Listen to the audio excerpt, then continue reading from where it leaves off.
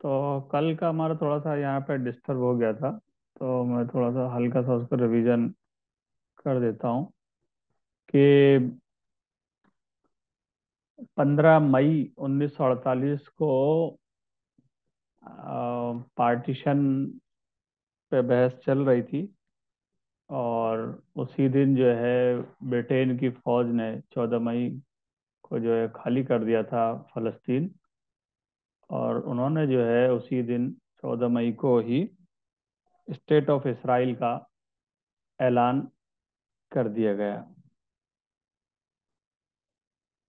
तो उसके बाद एक बड़े पैमाने पर जो है वहाँ फ़लस्तीनी आवाम का कत्ल हुआ। 9 लाख लोग जो है उसमें शहीद हुए। 9 लाख लोग जो है तकरीबन बेघर हो गए, वहाँ से निकल गए, हिजरत पर मजबूर हो गए। और फिर जो है अरब इसराइल वॉर उसके नतीजे में हुई 1948 में। और ये वॉर जो है चलती रही और उसके बाद एक एग्रीमेंट हुआ, आर्मिस्टिस एग्रीमेंट 1949। लेकिन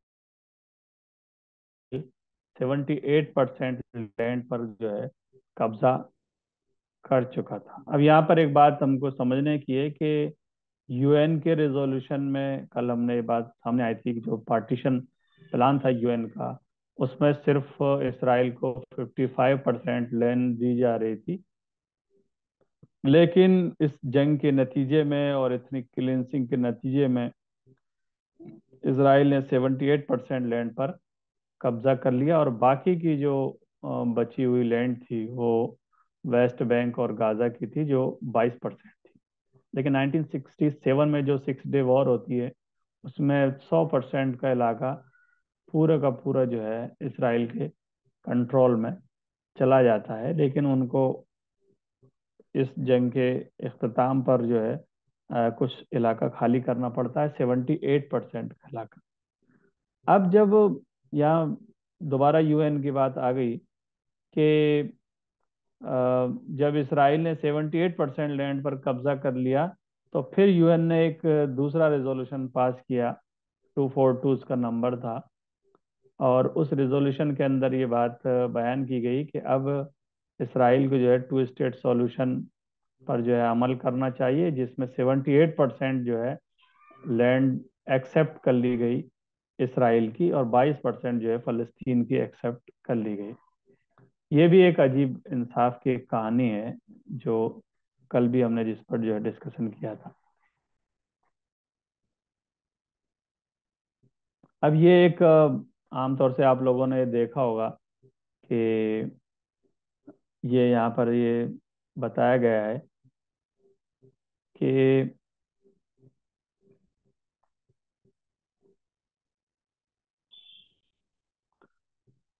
ये जो पहला जो वो है, पहले फोटो में ये बताया गया था, ये ग्रीन जो है ये पैलेस्टीनियन लैंड है, और इसमें जो वाइट है, जो सफ़ेद सफ़ेद है, यहाँ पर यहूदी रहते हैं, यहाँ पर ज्यूश सेटलमेंट है। ये 49 की जो है तस्वीर है। उसके बाद ये पार्टीशन जो चाह रहे थे, यूएन जो पार्टीशन चाह रहा था, वो इस अंदाज का पार्टीशन था कि ग्रीन भी जो है पैलेस्टाइन लैंड है और ज्यूश सेटलमेंट या इसराइल लैंड सफ़ेद। इसके बाद ये जो ये 49 से पहले की है। ये 49 में जब जंग हुई उसके नतीजे में ये जो है इतना इलाका जो है फलस्तीनियों के पास बचा। और एक बड़े पैमाने पर 49 में हमको मालूम है 78% पर इसराइल काबिज हो गया। और अब जो सिचुएशन है उसको समझना चाहिए कि ये जो पूरा जो किसी 49 से पहले ग्रीन हुआ करता था, अब देखो ग्रीन कितना जो है कम हो चुका है। और सबसे बड़ी बात यह है कि इस ग्रीन में भी बीच बीच में ज्यूश सेटलमेंट इस अंदाज से बनाए हुए हैं कि फलस्तीनी जो है एक दूसरे से कट गए हैं। और फिर सबसे कटा हुआ ये एक छोटी सी गाजा पट्टी है यहाँ पर। इस पर हम आज बात करेंगे। एक बात और यहाँ पे समझने की है कि 48 में जब इसराइल बन गया तो इसका मतलब ये नहीं था कि अब इसराइल बन गया और वो आ, फलस्तीनी जो आवाम है और उनकी जो लैंड है उस पर कब्जा नहीं करेगा। बल्कि इसराइल की अपनी एक्सपेंसिव पॉलिसी है। और और जिसके तहत वो तोसी करते रहते हैं, अपने इलाकों को बढ़ाते रहते हैं। और सिर्फ फलस्तीनी जमीन पर इसराइल कब्जा करेगा ऐसा नहीं है, बल्कि इसराइल का जो पूरा कंसेप्ट है ग्रेटर इसराइल का, उसमें ये बात हमको मिलती है। ये उसका पूरा एक नक्शा है कि वो न सिर्फ ये कि फलस्तीनी लैंड पर कब्जा करेगा, बल्कि सीरिया और लेबनान और इराक और जॉर्डन, सऊदी अरब का कुछ हिस्सा, खासतौर से जो मदीने का जो हिस्सा है, और इधर जो है तुम्हारे मिस्र का एक बड़ा हिस्सा, इसमें सिनाई डेजर्ट वगैरह हैं, जहाँ जहाँ से किसी ज़माने में, तारीख के किसी ज़माने में बनी इसराइल का ताल्लुक रहा है, वो सारे के सारे जो है इलाकों को कब्जा करके इसराइल एक ग्रेटर इसराइल बनाना चाहता है। न सिर्फ ये कि फलस्तीनी ज़मीनों को हड़पना चाहता है, बल्कि उनका कंसेप्ट एक बड़ा कंसेप्ट है। और ये ऐलान जो है वाज़े तौर से उसकी पार्लियामेंट पर लिखा हुआ है कि ए इसराइल, तेरी सरहदें नील से लेकर फरात तक है। अब ये नील से लेकर फरात तक कहाँ से कंसेप्ट आया, ये आज का हमारा एक खास टॉपिक है जिस पर हम आज बात करेंगे। देखिए, पूरे स्टेट ऑफ इसराइल की बुनियाद जो हमने शुरू में बात बयान की थी, और अभी हमने देखा ग्रेटर इसराइल का जो कंसेप्ट है, वो पूरा का पूरा जो है बाइबल की जो वर्सेस हैं उस पर खड़ा हुआ है, ऐसा माना जाता है।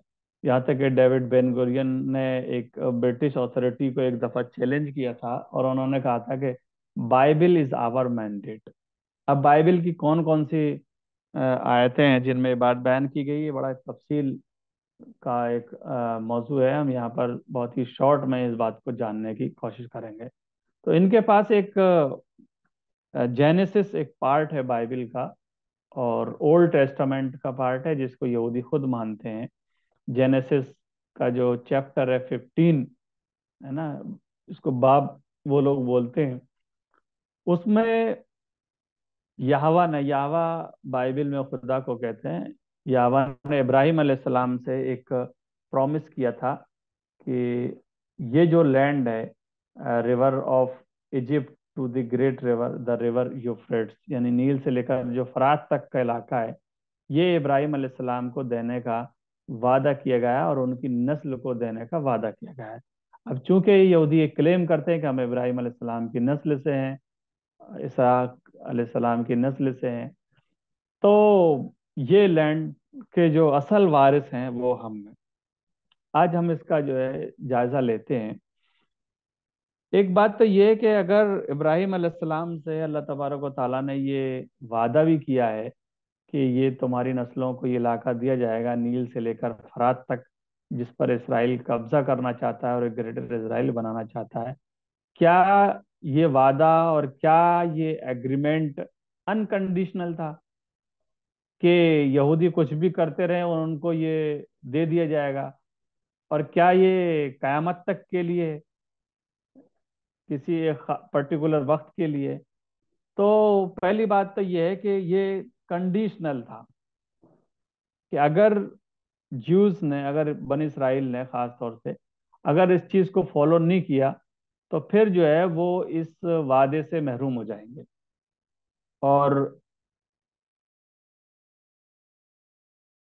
बाइबल के जो सूरह किंग है, उसके बाब 9 में ये बात वाजे तौर से हमारे सामने मिलती है कि but if U turn away from following me, फिर अल्लाह तबारक ताला ने कहा कि अगर तुम नाफरमानी करोगे, टर्न अवे, हमारी तात नहीं करोगे, then will I cut off Israel out of the land which I have given them. मैंने जो लैंड उनको दी है उससे मैं उनको जो है बेदखल कर दूंगा। इसमें वाज़े तौर से लिखा हुआ है, गोया कि ये जो अल्लाह तबारक व तआला ने उनसे अहद किया था, ये जो वादा किया था, है ना, इसी की बुनियाद पर वो प्रॉमिस्ड लैंड बोलते हैं। फलस्तीन का जो इलाका है उसको यहूदी प्रॉमिस्ड लैंड बोलते हैं कि हमसे ये वादा किया था अल्लाह तबारक व तआला ने। इस बुनियाद पर जो है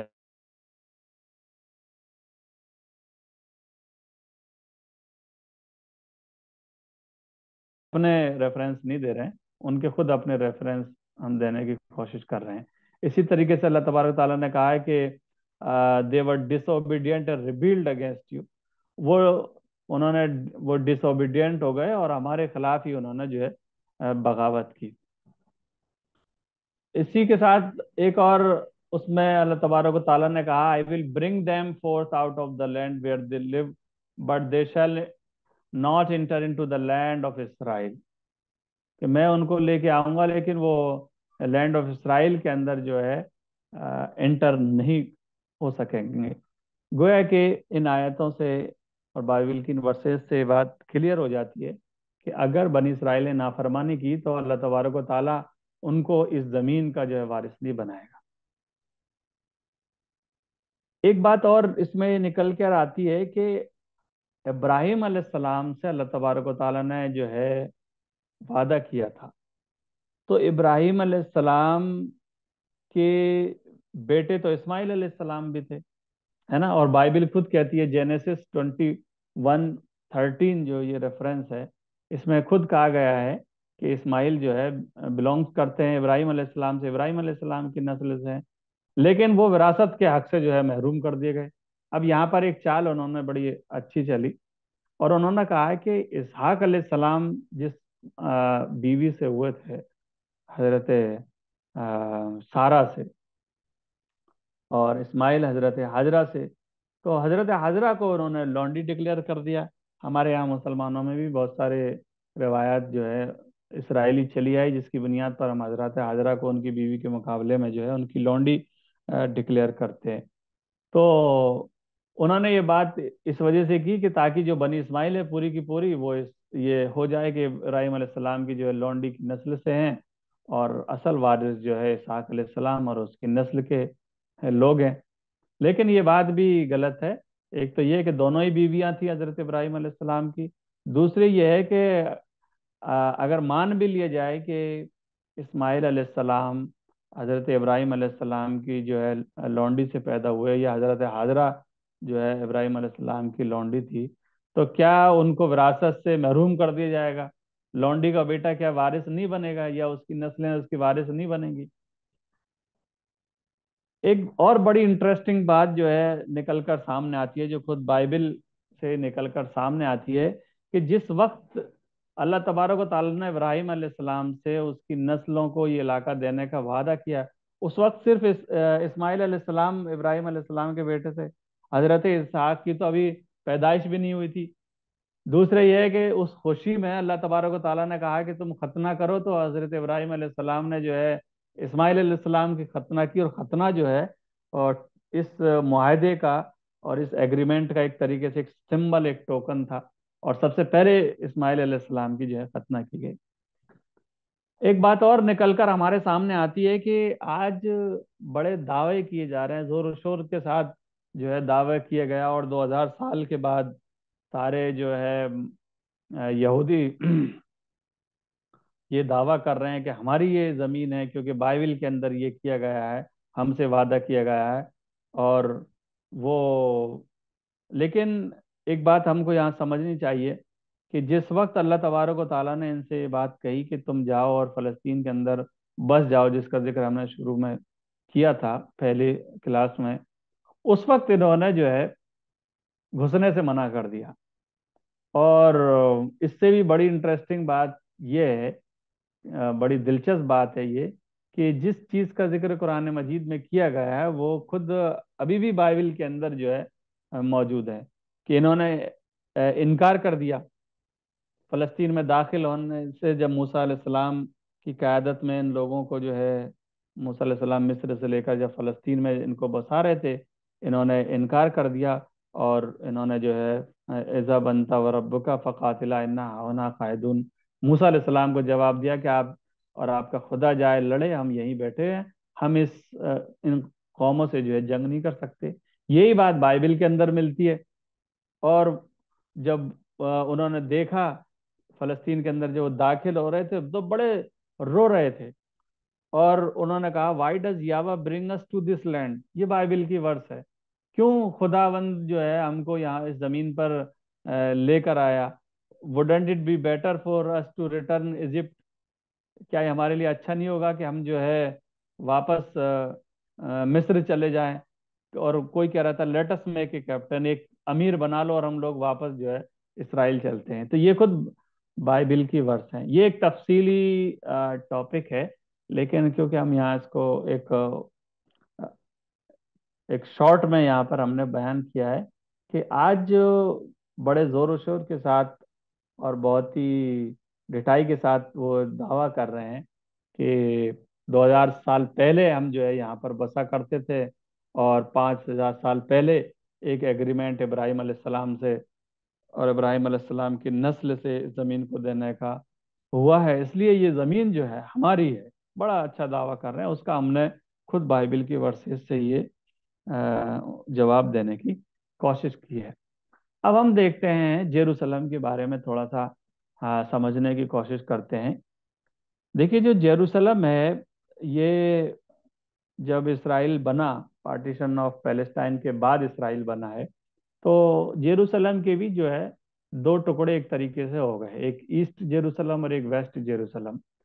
और 1948 में जो जंग हुई और 49 में जो आर्मिस्टिस एग्रीमेंट हुआ इसराइल और इजिप्ट के दरमियान में, तो वेस्ट जो जेरूसलम है, ये वेस्ट जेरूसलम जो है इसराइल के कब्जे में आ गया, और ईस्ट जेरूसलम जो है फलस्तीनियों का हिस्सा हो गया। लेकिन इस ईस्ट जेरूसलम के अंदर भी काफ़ी बड़े जो है तादाद इसराइलियों की है। तकरीबन 2 लाख से ऊपर के लोग यहाँ पर भी लाकर बसा, इस यहाँ पर भी जो है ज्यू सेटलमेंट जो है कायम कर दिए गए हैं। तो ये ईस्ट और वेस्ट का जो है डिवाइडेशन हुआ 48 में, है ना।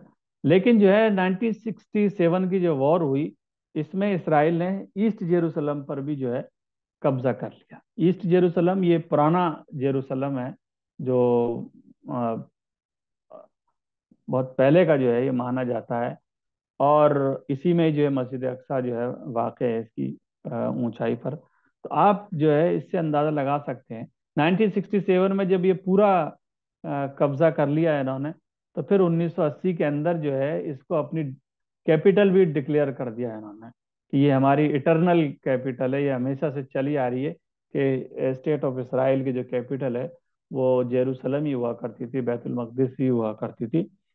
तो इसको 1980 के अंदर इटरनल कैपिटल जो है डिक्लेयर कर दिया गया। ये दो फर्क हैं वेस्ट जेरूसलम और ईस्ट जेरूसलम में, जो हम देख सकते हैं, है ना। एक तरफ जो है वेस्ट जेरूसलम के अंदर जो है अ, ट्राम जो है गाड़ी चल रही है और काफ़ी डेवलप हो चुका है, लेकिन दूसरी तरफ ईस्ट जेरूसलम के लोग जो है इससे महरूम हैं। और यहूदियों ने अपने आप को बचाने के लिए एक तकरीबन 700-800 जो है किलोमीटर की एक दीवार जो है बनाने का एक मंसूबा उनका बना है, जो जेरूसलम के अंदर भी ये दीवार जो है बन रही है। और ये बीच में जो है ईस्ट जेरूसलम और वेस्ट जेरूसलम, इनके बीच में ये ओल्ड सिटी जो है मानी जाती है, जहाँ पर जो है चर्च ऑफ द होली सेपल्चर और अलेक्सा मॉस्क वगैरह यहीं पर है। और दीवार गिरिया, जिसको वेलिंग वॉल कहते हैं, वेस्टर्न वॉल भी कहते हैं, जो जिसको यहूदी बड़ा मुकद्दस मानते हैं और कहते हैं कि टेम्पल ऑफ सोलोमन की या हैकल सुलेमानी की जो आखिरी दीवार है, वो भी ये इसी ओल्ड सिटी के अंदर है। ये सिचुएशन है कि किस उन्होंने जो सेपरेशन वॉल बनाई है, दुनिया में कहीं पर भी मेरे हिसाब से ऐसा सिस्टम नहीं है। और आप लोग भी इस बात को जानते होंगे कि ये बड़ी अजीब कहानी है कि एक ही शहर के अंदर जो है शहर के दो टुकड़े हो चुके हैं, एक दीवार जो है कायम कर दी है। हमारे यहाँ तो दो पार्ट को जोड़ने के लिए ब्रिज बनाए जाते हैं कि ताकि जो है आपस में इनके अंदर तालमेल रहे। लेकिन यहाँ पर ये एक तकरीबन 10 ये 800 किलोमीटर की दीवार बनाने का मंसूबा है, जिसमें तकरीबन 70 से 80% काम इसका जो है पूरा हो चुका है। और इसी के बगल बगल में ये जो बाकायदा एक चेक पोस्ट है, यानी अगर इस दीवार के राइट हैंड साइड से कोई लेफ्ट हैंड साइड आना चाहता है, तो उसको चेक पोस्ट से और लंबी लंबी कतारों से गुजरना पड़ता है। बाज लोग जो है रोजाना इधर से उधर जाते हैं, है ना। उन बाज लोग जो है लेफ्ट की तरफ रहते हैं, राइट में उनके जो है खेत है, बाज लोगों के मकान जो है लेफ्ट में है, राइट में उनके रिश्तेदार के मकान है, तो उनको जाना ही पड़ता है। लेकिन एक लंबी कतारों से होकर उनको गुजरना पड़ता है, चेक पोस्ट से होकर जो है उनको गुजरना पड़ता है। अब जो सिचुएशन है वो है हमारी यहाँ पर गाजा की। गाजा के बारे में हम थोड़ा सा बात कर लेते हैं।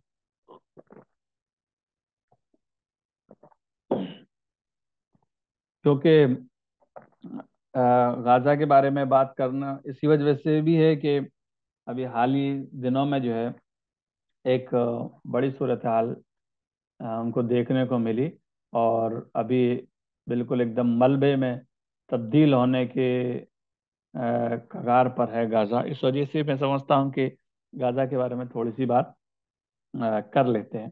तो हमने अभी देखा था कि पार्टीशन, ये तो एक मैप है यहाँ पर गाजा का, कि इसके लेफ्ट हैंड साइड पूरा जो है मेडिटेरियन सी है, ये समुद्री इलाका है, और खाने के जो है ये फिश वगैरह यहीं से इनको मिलता है।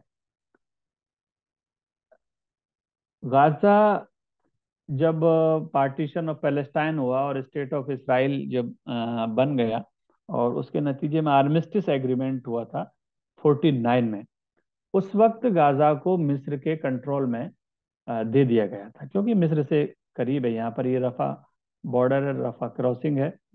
तो इसके बाद जो है यहीं से मिस्र आ जाता है।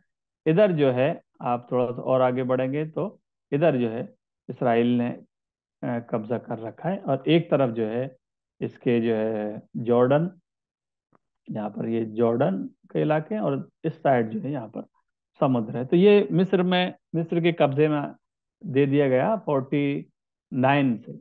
49 से 1967 तक ये जो है मिस्र के कब्जे में रहा। लेकिन जो 67 की जो वॉर थी, जिसको 6 डे वॉर कहते हैं, योम किप्पुर वॉर भी इसी को कहते हैं, उसमें जो है एक 100% का इलाका जो है इसराइल के कब्जे में चला गया। मिस्र क्योंकि इसमें हार गया था, चुनांचे ये पूरा गाजा पर जो है मिस्र का कब्जा वापस हो गया 1967 में। 1967 से लेकर 2004 और 5 तक इसराइल के लोगों ने यहाँ पर कुछ सेटलमेंट्स वगैरह जो है बनाने शुरू किए, और सेटलमेंट्स काफ़ी, मतलब तकरीबन 3,000 के करीब जो है यहाँ पर लोग रहने लगे यहूदियों के। लेकिन कुछ ऐसी सूरत हाल हुई कि वहाँ पर कुछ जो सेटलमेंट्स जो बने हुए थे, वहाँ उन यहूदियों पर जो है अटैक हुआ, और एक दफ़ा उसमें तकरीबन 2004 में कुछ यहूदी जो है उसमें घायल हुए, जिसके नतीजे में हो सकता है कि एक स्ट्रेटजी के तौर पर इसराइल ने ये किया हो कि अपने सेटलमेंट्स गाजा से उन्होंने 2004 में खाली कर दिए। गाजा में एक इलेक्शन होता है 2007 में, जहां से असल प्रॉब्लम के जुल्म सितम जो है वहीं से शुरू होते हैं। हालांकि इसराइल का जुल्म सितम तो चलता रहता है, लेकिन इसराइल एक बहाना बनाता है, क्योंकि 2007 में जो इलेक्शन हुए उसमें हमास ने जो है बड़ी जबरदस्त कामयाबी हासिल की। हमास वहाँ के जो है कंट्रोल हमास के हाथों में आ गया। अब इसराइल ने इसको बहाना बनाकर पूरे गाजा की जो है घेराबंदी की, और पूरे गाजा को जो है इन्होंने एक ओपन प्रिजन के अंदर जो है तब्दील कर दिया। 2007 से ये कोशिशें की गई। 2008 में ऑपरेशन कास्ट लीड हुआ, जिसमें तकरीबन एक 1,500 के करीब जो है फलस्तीनी जो है लोग मारे गए। तो जिस पीरियड से, यानी जब से हमास यहाँ पर इक़्तिदार में आया है, उनको हुकूमत नसीब हुई है, तब से ही जो है गाजा की घेराबंदी जो है कर दी गई।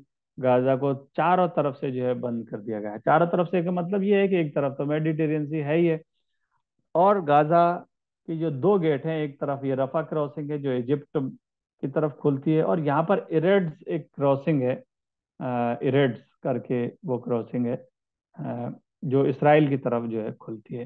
तो गाजा को जो है पैक करने की शुरुआत हुई, और इसराइल के और अमेरिका के बड़े बड़े पॉलिटिशियंस ये बात कह चुके हैं कि ये गाजा के लोगों को उस इस बात की सजा मिल रही है कि उन्होंने इलेक्शन के अंदर हमास को जो है कामयाब किया है, और इसको जो है एक खतरनाक पोजीशन पर जो है ला खड़ा किया है गाजा को।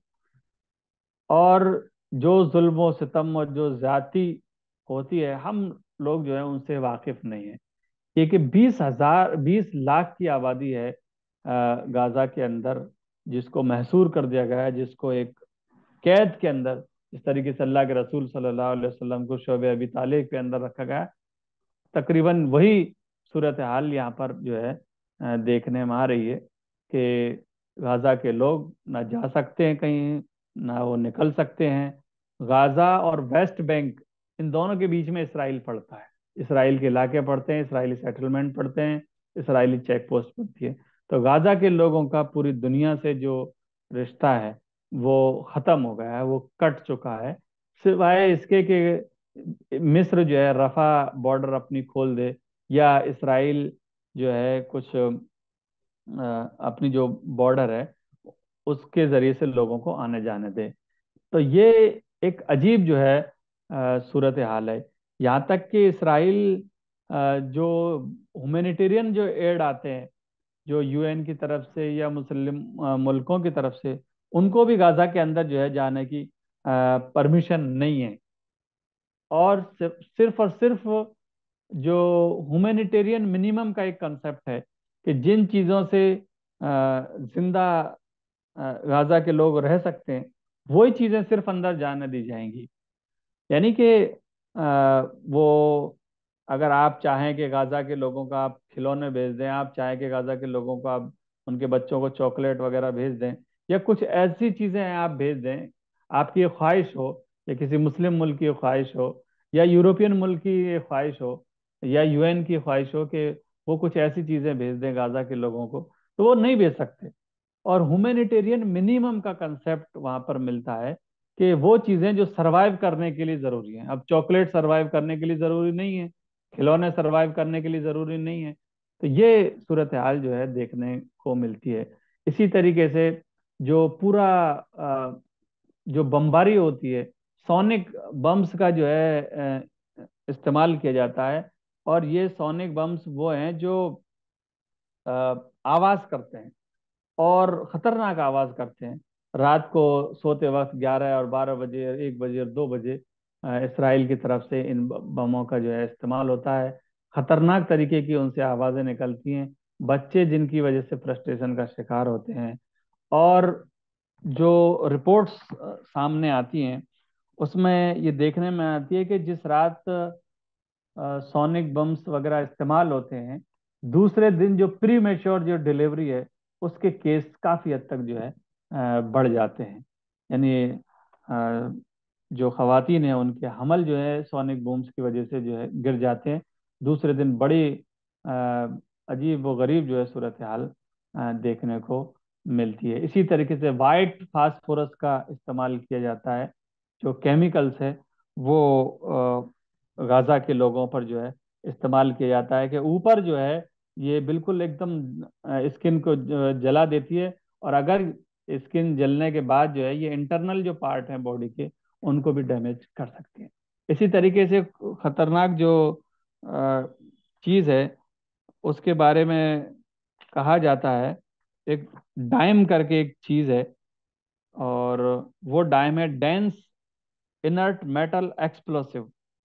और ये डाइम जो है DIME, ये जो टंगस्टन के जो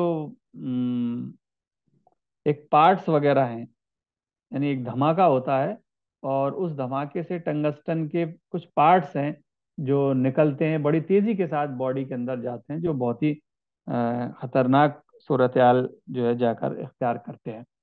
खाने और पीने की जहाँ तक बात है तो जाहिर सी बात है कि एक आबादी को आप अपने इलाकों के अंदर महसूर कर देंगे, बिल्कुल जो है एक कैद खाने में तब्दील कर देंगे, तो खाने की क्या सूरत हाल होगी। एक ही सहारा है जो समुद्री जो सहारा है उनका, कि जहाँ से उनको सी फूड वगैरह जो है मिल जाते हैं, मछलियाँ मिल जाती है। लेकिन ऐसा नहीं है कि वो जब चाहें मछलियाँ जो है पकड़ कर ले आएं और इसराइली उनको ना रोकें, बल्कि जो सीवेज की जो प्रॉब्लम है जिसकी वजह से उनका सी फूड भी जो है खराब हो रहा है, कि पूरे जो जो समुद्र है, जो पूरी गंदगी जो है गाजा की निकलती है, ये पूरे इस किनारे, समंदर के इस किनारे लाकर खड़े जाती है। अब सीवेज वगैरह के लिए जो सिस्टम चलते हैं, जाहिर सी बात है कि मशीनें लाइट से चलती है ताकि उसकी सफाई हो सके, तो उसकी वजह से उनका खाना भी जो है खराब हो रहा है। और ऐसा नहीं है कि मछली वो जितनी चाहें जो है पकड़ लें, बल्कि जो है बाज दफा उन पर जो है हमला हो जाता है। तो ये सिचुएशन के अंदर जो है वो लोग रह रहे हैं तकरीबन 2007 से लेकर अब तक। अब आप खुद इस बात का अंदाजा लगाइए कि ऐसी सिचुएशन में दुनिया के जो बड़े बड़े जो आज बड़ी कंट्रीज हैं, जो बड़े फिरौन है दुनिया के, या और भी जो लोग हैं, वो ये कह रहे हैं कि हम इसराइल के साथ हैं और तुम जो है संघर्ष करो और तुम लड़ाई करो। और बाद लोग बड़ा एतराज कर रहे हैं कि हमास को ये नहीं करना चाहिए था, हमास को रॉकेट नहीं दागने चाहिए थे। आप खुद इस कंडीशन का अंदाजा लगाइए। हम लोग सोच भी नहीं सकते हैं कि कोई इलाका 2007 से लेकर 2023 तक इस कंडीशन के अंदर रह रहा है और वो रिटेलिएट भी ना करे। वो जो है, वो जो दीवारें वो जो है लगा दी गई हैं, वो जो बॉर्डर फेंसिंग की गई है, वो जो तार कशी की गई है, वो जो उनको महसूर कर दिया गया है, क्या वो उसका बदला भी ना लें, क्या वो उनको ना तोड़ें। तो ये ऐसी सिचुएशन थी जिससे अ, वो लोग निकलना चाह रहे थे। और हमास ने जो है इसी वजह से किया कि ताकि दुनिया को ये बात मालूम चल सके कि हम किस पोजीशन के अंदर जिंदगी बसर कर रहे हैं। तो अब जो उन्होंने एक बड़ा जबरदस्त हमला जो है वहां पर जो है किया है, और उस हमले के नतीजे में यकीनन उनका नुकसान हुआ है कि वह दोबारा इसराइल ने जो है हमला कर दिया है। लेकिन आखिर अल्टीमेट जो ऑप्शन है वो क्या है? भाई, जब किसी के पास एक ही ऑप्शन हो तो वो एक ही ऑप्शन इस्तेमाल करेगा। इसके अलावा अगर कोई और ऑप्शन हो, वो लोग अगर खुले में सांस ले रहे हो, आप अंदाजा कीजिए कि एक घर के अंदर एक फैमिली को जो है महसूर कर दिया जाए, बंद कर दिया जाए, और उसकी लाइट काट दी जाए, उसका पानी काट दिया जाए, उसको खाने के लिए सिर्फ सुबह शाम या कभी जो है उसको खाने के लिए दे दिया जाए, और उससे कह दिया जाए कि इसके अलावा तुमको कुछ नहीं मिलेगा, है ना। तो उसको उसके घर से ना निकलने दी जाए, तो अब आप अंदाजा कीजिए कि वो फैमिली के लोग क्या करेंगे, या तो खुद मरेंगे या कि उस सामने वाले को मार के रहेंगे। तो ये जो सिचुएशन थी, उसमें उन्होंने एक स्टेप लिया कि उन्होंने इन इन जो वो जो बंदिशें थी, वो जो दीवार उनके दरमियान में हाइल कर दी गई थी, उसको उन्होंने तोड़ने की कोशिश की। तो और आज जो सूरत हाल हमारे सामने है कि अब पूरी दुनिया के अंदर कम से कम जिस मसले पर बात नहीं हो रही थी, अब उस मसले पर जो है बात होने लगी है। इसी तरीके से इसके बेशुमार फायदे हैं जो हमारे सामने देखने को मिलते हैं, कि यकीनन पैलेस्टीनियन जो एक मसला था, इसको पूरी दुनिया भूल रही थी। इवन के जो मुस्लिम ममालिक हैं जो सराउंडिंग्स में है फ़लस्तीन के, वो भी कहीं ना कहीं इसराइल से सौदा करके इस मसले को पशेपुश डालना चाह रहे थे, पीछे धकेलना चाह रहे थे। नॉर्मलाइजेशन की बात हो रही थी। लेकिन अब फिर दोबारा जो है एक ऐसा महसूस होने लगा है कि अब दोबारा लोग जो है बेचैन है और इस मसले के हल की तरफ जो है बढ़ रहे हैं। इसी तरीके से जो फलस्तीन जो पूरी दुनिया के अंदर एक ताकत का एक खौफ और एक डर बैठा दिया गया था, और ये शैतान की कोशिश है कि वो अपने हवारियों के जरिए से अहले ईमान के दिलों को खौफजदा करना चाहता है। तो वो भी कहीं ना कहीं कम हुआ है, उनकी सारी टेक्नोलॉजी जो है खाक में मिल गई है, उसका सारा गुरूर जो है मिट्टी में मिल चुका है। तो इस कंडीशन में अब देखना ये है कि ये कब तक ये चलता है, कब तक गाजा के लोग जो है इसी तरीके से जिंदगी बसर करते हैं, या फिर उनको खुले में सांस लेना नसीब होगा। फलस्तीनी अवाम कब आज़ाद होते हैं, बैतुल मक़दिस कब आज़ाद होता है, ये एक सोचने समझने का एक पहलू है। लेकिन आलमी ताकतों से और आलमी इदारों से उम्मीद जो है कम रखनी चाहिए। उनकी जो रोल उन्होंने प्ले किया है, उनका जो किरदार है, उनका जो मुजरिमाना किरदार है इस मसले में, उससे हम लोग वाकिफ़ हैं। और मैंने खुद इस बात को जो है उजागर करने की कोशिश की है, आप लोगों के सामने एग्जाम्पल्स के ज़रिए से मैंने बात रखने। अब आप यूएन को इतना बड़ा इदारा समझते हैं, लेकिन उसकी हैसियत ये है कि वो सिर्फ बोल रहा है, और जनरल सेक्रेटरी बेचारा भीख मांग रहा है कि भैया किसी तरीके से आप लोग जो है इस जंग को जो है बंद कर लीजिए। उसकी कोई हैसियत ही नहीं है। लेकिन फिर भी हम जो है उन इदारों से जिनकी कोई हैसियत नहीं है, उन इदारों से भीख मांगते हैं कि हमको आज़ादी दिला दीजिए। कभी आज़ादी भीख में नहीं मिलती है। आज़ादी जो है कुर्बानियों से मिलती है, और वो कुर्बानी जो है फलस्तीनी आवाम दे रही है। कब तक दे रही है? उस वक्त तक देगी जब तक अल्लाह तबारक व तआला चाहेगा। तो ये कुछ एक इस मसले को समझने की हमारी एक छोटी मोटी कोशिश थी। मैंने बहुत ही शॉर्ट में आप लोगों को समझाया है, क्योंकि करंट जो सिचुएशन है उससे हम सब लोग वाकिफ होते हैं। लेकिन करंट को जब तक हम तारीख से नहीं जोड़ेंगे, चीज़ें हमारे सामने समझ में नहीं आएगी। तो ये मैंने इसी वजह से तारीख में बहुत ज़्यादा डिस्कशन किया था। और करंट तो क्योंकि आप लोग जो है देखते रहते हैं, उस सूरत हाल में, उस पीरियड के अंदर आप खुद मौजूद हैं, तो उससे तो आप लोग वाकिफ होंगे।